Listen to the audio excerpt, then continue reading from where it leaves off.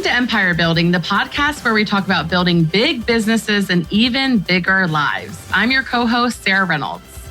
I'm Wendy Papazian. I'm Via Williams. And I'm Seychelle Van Poel. If you listen to our How to Build Your Tribe episode, we absolutely promised that we would share with you the format for our retreats. So today's episode is called The Secret Format for our tribe retreats, which I guess now, guys, isn't all that Cat's out of the bag anymore. Yes. We're so mysterious, though. When we say serious, I like it. Most of the secrets, not all of them. There's a couple secrets still. Not from the retreat, secrets of the retreat. There we go. We did talk about confidentiality. So instead of cramming everything into one long episode when we were talking about how to form your tribe and build your own tribe, we thought we would do a shorter, more tactical breakout for you for this episode on how we structure and organize and run our retreats. And we thought that would be really helpful. So we're going to go ahead and be very tactical today and dive on in. Great. Well, thank you, Seychelle. And the first thing you need is you start with the leader who spearheads the planning. In many cases, this has been me. As we've evolved, others have definitely jumped in to help with this. And we've even had other people facilitate it. But that's really where it starts. And, here's the myth. A lot of people think we just sit around, watch movies, drink wine, go to the spa, which I think we've probably done all of those things. I'm not sure we've ever watched a movie. No. But we've definitely gone to the spa, and we definitely have had some wine for sure. And while we may do that at some times, our retreats are actually really intentional and really focused with an agenda, because, we love everyone so much. If we don't come with an agenda and there's not a leader who's driving the agenda, right, who's not willing to herd the cats, then Which we what are. happens? We totally are. Yes, absolutely. And what happens then is that we'll just end up kind of wasting the time and just chit-chatting and having fun, and which is just natural because you like everyone. Yes. So you have to be really intentional, really focused, know what you want to get out of it, understand what the goals are for the retreat. And usually what I do is I have a lot of really great questions that I'm asking, some good exercises, and I get feedback from everyone in advance about what's really important to them. And I want to make sure that we cover that. So. Well, and Wendy, I just wanted to add too that we have different leaders for different things too. Like what will happen is one person might be in charge of the location. One person might be in charge of the food. One person might be in charge of the activities. Sometimes that's like the same. And so what you're talking about is like the agenda and the content. And you've always taken the lead on that. But others kind of, depending on where the location is, have kind of taken the lead on different aspects of it. That's right. Well, and if we go ahead and dive into the first part about building your retreat out, which is location. And we talked about on the How to Build Your Own Tribe episode, you may get to a point where your tribe lives all over the country. I mean, we live on every coast, on the northern and southern borders of the United States. I mean, we literally are completely diverse in our geography. And so, at that point, you have to hop on a plane to come and visit some of your closest friends and see them. So location has become important. And what we did to start was we started small. And so we started to a place where we could get to a nearby airport. And it wasn't, because of Wendy's gracious willingness to loan her ranch out, we weren't having to pay exorbitant amount of money other than the travel to get where we were going. And we went and stayed at the ranch for, I think it was 2.5 days. And the reason why the ranch was really great was it was a neutral territory where we could all be remote and work on putting our phones away, our technology away, and really focus on being present at that location. And then as we've gotten bigger and we've grown our net worth, we now get the benefit of getting to travel to each other's vacation properties and travel to Belize and other places as well that are a lot of fun too. But don't think you have to start there. It's all about finding a neutral place where you can feel comfortable being yourself and showing up. Yeah. And I would say, go ahead. Even if your tribe is local, I still think that's really important to have a neutral location.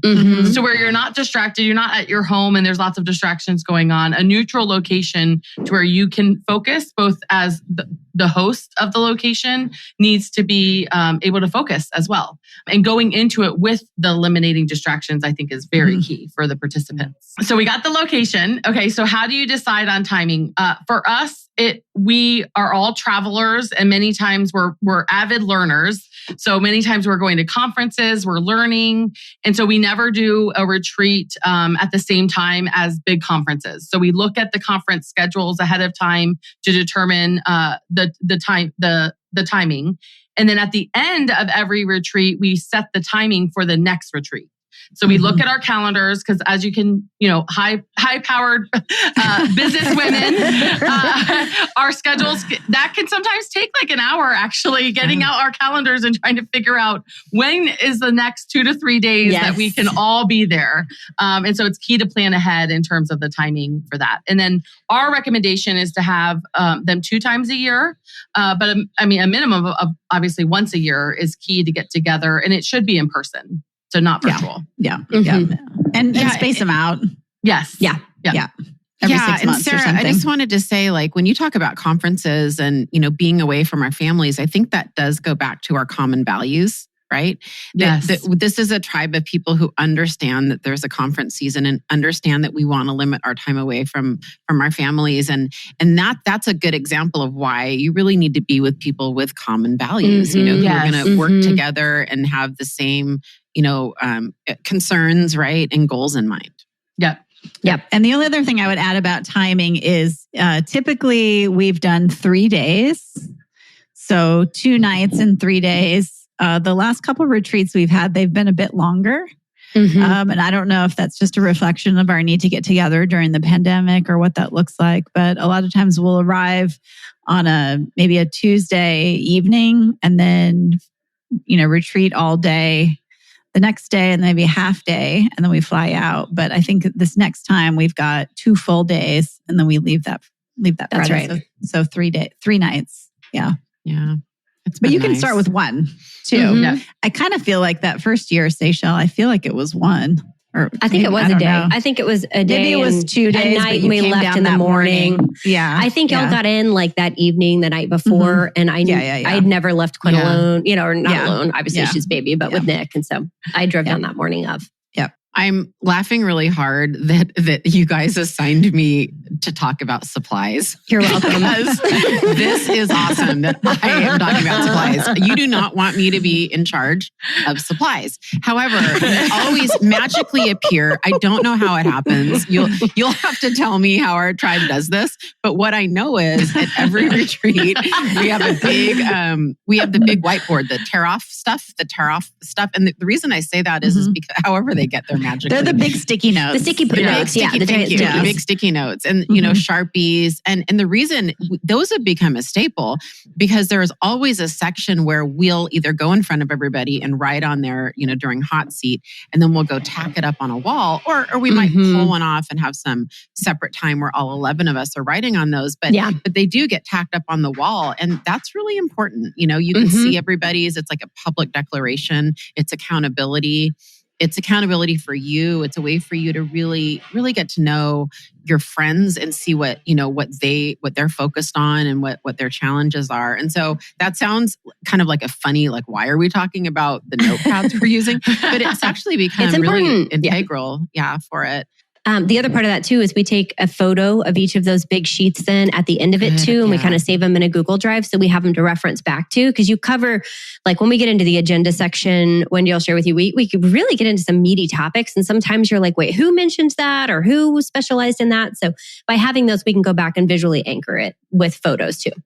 Yeah. And actually, now that you said that, oftentimes during some segments, we'll have somebody taking notes, on their computer. I'm thinking back to our superpowers one. Yes. I loved that one. We all went around and we all told each other what their superpowers were. No one was not crying. I mean, having 10 people tell you how amazing you are is a very special thing. And so somebody, thankfully, Seychelles, I think it was you, took notes. And I've referred back to that 1 or 2 times. It's really, really special. I wouldn't have remembered all of that in the moment. Yep. So to have somebody, there taking notes, that was not a sticky note, right? That was a computer. So don't forget your computers. It kind of sounds dumb to say that, but I was speed typing because that was a very fast note taking. That was so good. Yeah. and don't just, and contributing at the same time. Yeah. And since we are talking about supplies, again, funny that I am, because for me, the food and wine and alcohol just magically appears. Muy importante, However, Muy it does occur to me. importante. Yeah, someone needs to get them. But yeah, someone's always kind of been in charge, I guess, of bringing, the food and planning the food and cooking. It tends to be whoever's leading hosting the facility and hosting. Yeah. And we usually have a Google sheet where people can add if they have dietary restrictions or special snack requests and stuff like that. There's a Google sheet we roll off of. Yeah. And then apparently people bring gifts and goodies, Sarah. Sometimes Via and I are in charge of that. I shipped out your stuff I shipped out your goodies the last retreat because I couldn't be there. So it's just like, why did I give this segment to Via? I know. I'm regretting my decision. No, just teasing. You did great.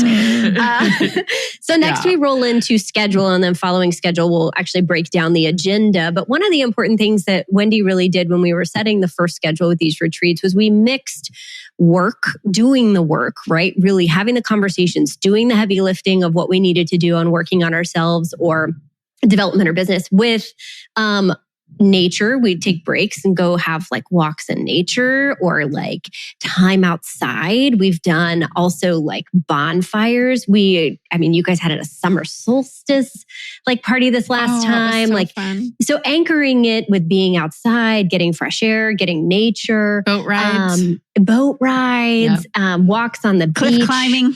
Yeah, cliff climbing, walks on the beach, riding around in the little ATF vehicles, like just all sorts of fun things. But mixing in that, like do the heavy lifting with the work and then taking some time and having like scheduled breaks where you get out in nature, you have a little bit of time to work and then also play.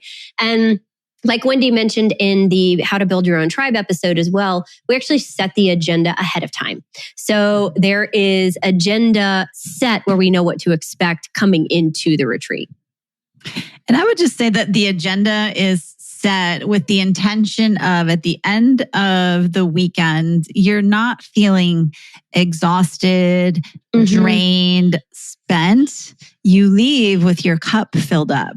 Yes. And that's why there's fun and nature and joy and laughter and loving and hugs back when we can hug each other. And that all is just so important because if you come in and it's a very clinical experience and it's just masterminding, that's not going to fill, maybe it'll fill your cup, but like for us, that's not what works.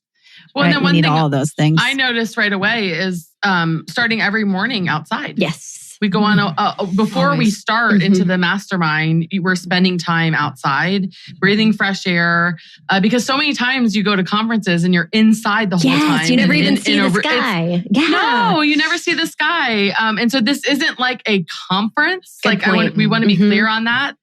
You're spending time outside, and then you're mixing that in throughout the day and taking breaks of like thinking time. And as far as that's such a good point. And like as far as schedule goes, we're typically done with the heavy lifting of the work earlier in the day. We try not to, because you get to a point where you're doing the heavy lifting of the, whatever it is that you guys want to cover, and your brain just hits a wall at a certain point and you're ready to have more fun. And so I would say front load your schedule with the most important heavy lifting stuff first, and then ease it into the day later on.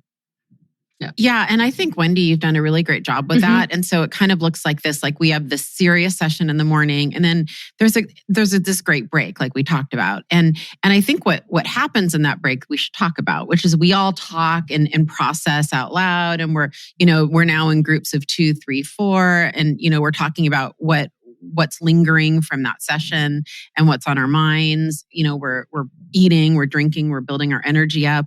It's a really important break. And then the afternoon session tends to be a little lighter. Like we won't necessarily do quite as heavy lifting then, right?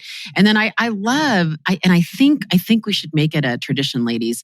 The white party, the solstice party we have, because it felt like a ritual. It felt like we ended it with that ending ceremony that so many things have, that ending ceremony. And so we dressed up this time. We had a caterer come in. It was really special.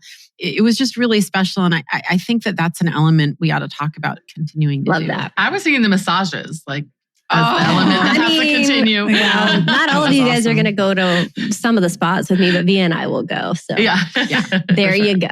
Yes. Well, noted for sure. Yeah. Well, and also I think for this last retreat, which was it was about 2 months ago. Was it 2 months ago? Yeah. Feels like forever. June. Forever. That's kind of what we needed at the time. Yes. So it was more cup filling because most of us were right in the middle of the pandemic and filling everybody else's cup up. So it was a lot of that's a good point. Self-care. Yes. Yeah, a lot of self-care. Yeah. All right. So let's talk about the nitty-gritty of the agenda. So definitely you want to get the pulse on what everybody needs to focus on, right? And a lot of it, and honestly, if I look back to all the agendas I've ever created and the feedback that I've been given, it's pretty much 85% of it's always the same. And what that looks like is let's talk about self-care. Let's talk about what are you doing in your spare time? How are you becoming a better parent? How are you becoming a better spouse? Some element of what's bringing you joy. And then we definitely talk about the business stuff. And so kind of depending on the phase that we're in, a lot of times we'll share a snapshot of our organization. So this is what my organization looks like. And especially at the beginning, that's really important as people get to know each other. A lot of times we'll do a catch up of like, what's the last 6 months been like, which can be really powerful, right? A lot can happen in 6 months, as everybody knows.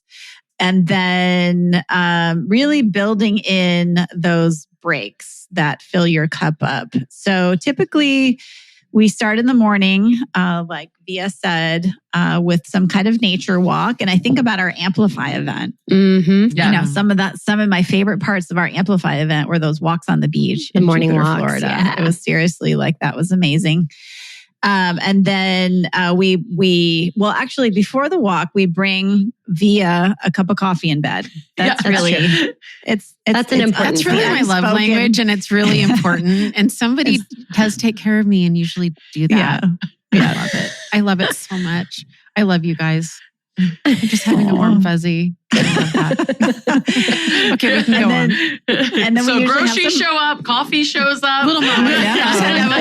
I'm kind of thinking like, what am I? I need to rework coffee. this. That's like my love language. Yeah. I have to say, Via, you are so good about like letting people love you. Like, and I mean that in such a complimentary way. Like you really, but no, like you're so appreciative and thankful for it, and people feel great about it. Like you're really great about allowing people love on you. It's a good example of it. Or my love language. That's awesome. I love people for doing it for me. I need to work on emulating you in that. That is awesome. You guys just watched my boss bring me in a protein drink. Just now. Exactly. We did. That's good. Now that's good. Yeah. So typically, we digress. So typically during breakfast, we're catching up, right? What's one great thing that's happened to you in the last 4 months? Let's say what's one hard thing that's happened to you in the last 6 months? What's your biggest lesson? What's the one thing you need to get out of this retreat? So like, what's that focusing question for you? Because we're all in it to have a result, right? It's about being intentional. It's not just about drinking wine and having fun. Yeah. What's the one thing you need to get out of this retreat for you? Yeah. Right. That's so right. writing that down. And then typically we do some kind of exercise. So often we do a say no to say yes exercise, right? Asking ourselves the question, what are you tolerating today in the deepest part of yourself? How do you really want to live? I mean, these are deep questions, right? So a lot of thinking, Journaling. time. These aren't 5-minute sessions. This is a 90-minute session where we're thinking and writing and really having the time to reflect. Because most of us that are living big businesses and even bigger lives, we're not asking ourselves that question enough. Yeah. Right. What are you tolerating? How do you really want to live? Where do you want to show up? Yep. And you ask them and then play music. and pause and have a lot of pausing thinking time where you're writing them down and then you circle back with each other. I think that that's key. You're not, good point. Sometimes you talk about it out loud, right? But there is a lot of reflecting time. And I think that that's key to making it successful. Yep. And then we'll take a long lunch. It's not a 5-minute lunch where you're shoving a sandwich down. And sometimes during lunch, we'll be going for walks, or depending on where we are, we'll go for a swim. Again, like getting out. And then there's often a personal finance component, right? So a great question for that is, what's your end game? Where do you want to end up, right? Yeah. What are you doing what are you doubling down on, right? What are you investing on inside and outside of your business? What does that look like? One of the great questions that Sarah came up with last time, I think, is how are you talking to your kids about money? Yeah. Right. What are your strategies around that? What are your giving goals? That's one of our goals as a group, is to give back more. Again, take another break. And then in the afternoon, it can be some kind of planning, or it might be an activity that we do as a group. And that's really what the 2 days look like. So a lot of masterminding, facilitating, really good questions, really tough questions, right? And then, like Seychelle was talking about, there's usually some section of it where we put someone on the hot seat, someone where it's pretty obvious who really needs it, but they don't really know, or sometimes, like I know when Tiffany was getting ready to take her big trip, she kind of put herself on the hot seat. Yeah, sometimes I know. Yeah. And so then it's really helping that person mastermind, which is so powerful to have 10 people outside of yourself looking at you and giving you feedback, real honest, loving feedback about what you're doing. I mean, I think that's one of the most powerful sessions that we do. Admittedly, it's the hardest one to be in the hot seat, because oftentimes you're being asked questions you don't want to answer or think about. And you're oftentimes being brought to a realization that you're not ready to see. And so it's the group helping to move you forward with care, but honesty of where you want to go, which is why it's called the hot seat. Yeah. And I think that just, I know this is the agenda section, but over the last 4 or 5 years, or however long we've done this, we've all been in the hot seat at least once. And this precipitates a major life event, or certainly a major career event, and in many cases, a large life event. And here's what I think it does, is that you have 10 other people that know what you're going through. So when you go home, you've got this tribe of people they're like a cheerleading section for you, and they're an encourager, and they know what you're going through. They know what's happening in your life over the next 90 days, and they are all over you, and they're aware, and it is one of the most important things that we do, because in that moment you need that tribe, not just for that retreat, but you need them for whatever. If you're in the hot seat, you need that tribe for the next, 90 days of your life, or 6 months or year of your life, right? And so I just can't emphasize that enough. Do not skip this. And I would say it's about 1/3 self-selected and 2/3 unintentional. But I think that, I look at Diane and Tiffany, both kind of they knew that they needed us for those moments. So I think I self-selected when I was going through a huge career change. I was like, I need you guys. I am, this is a huge decision that affects many people around me. And, so. Well, I think that, we haven't brought this up, and I think it's really important in terms of engagement. How you set up your time and expectations with your family, with your business before you leave, I think is really critical, because for me, I have everything covered, because they know that it's the time I'm going to be focusing on the tribe. And at times I'm looking to make sure, obviously, my kids are good and things like that. But I'm not spending time in my email, and I'm not spending time on work things when I'm there. I'm all in and all present. And part of that is like what I set up before I leave, right? And making sure that everyone knows, my family knows what's expected. My team knows what's expected. And I think that's key, because a lot of these things that we're talking about can't happen. That's true. If everyone's not engaged, fully engaged. Great point. And so setting the expectation ahead of time, which then leads into the engagement even after. So after you're done with the retreat, you want to still stay engaged with your tribe in terms of updating them. Many times we walk away with commitments that we've made, and you want to make sure that your tribe knows, okay, hey, I said I was not happy in my current home. I just wrote an offer on a new house, right? I'm checking that off. I'm taking action based on what I said.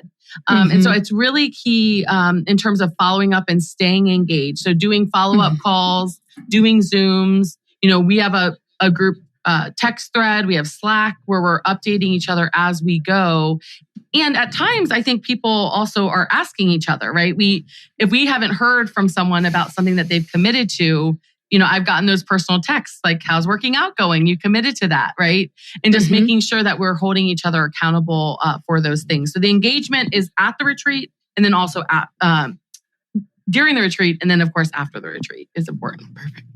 That's awesome. Well, this has been an incredibly tactical, detail-oriented breakdown of how we do our retreats. And we'll actually post a sample agenda in the show notes if you listen to this episode too, because you guys are so special and we will do that.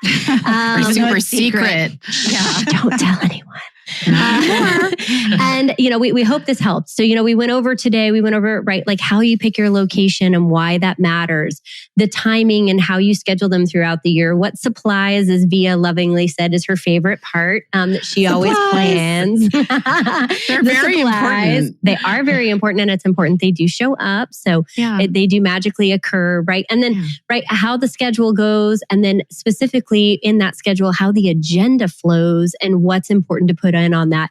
And then, to make sure that it's not you just see each other twice a year and then never talk again, the engagement and the tribal communication that happens in between the retreats that helps build those relationships moving forward. Well, I don't know about you guys. I really appreciated this episode because I think a lot of people wonder how we do these, and hopefully this gave you some deep insight into how we do that. So go out, build your own tribe, facilitate your own retreat, have a great time, and let us know if you have questions, and go build a big business and an even bigger life. You guys are empire builders. Thanks for joining us. Bye, guys. Don't change your life. Thanks for listening to Empire Building. If you like what you heard, join our tribe by subscribing on your favorite podcast platform, and help us spread the word by leaving a 5-star rating and review. Until next time, wishing you a life worth living, and remember, you are an empire builder.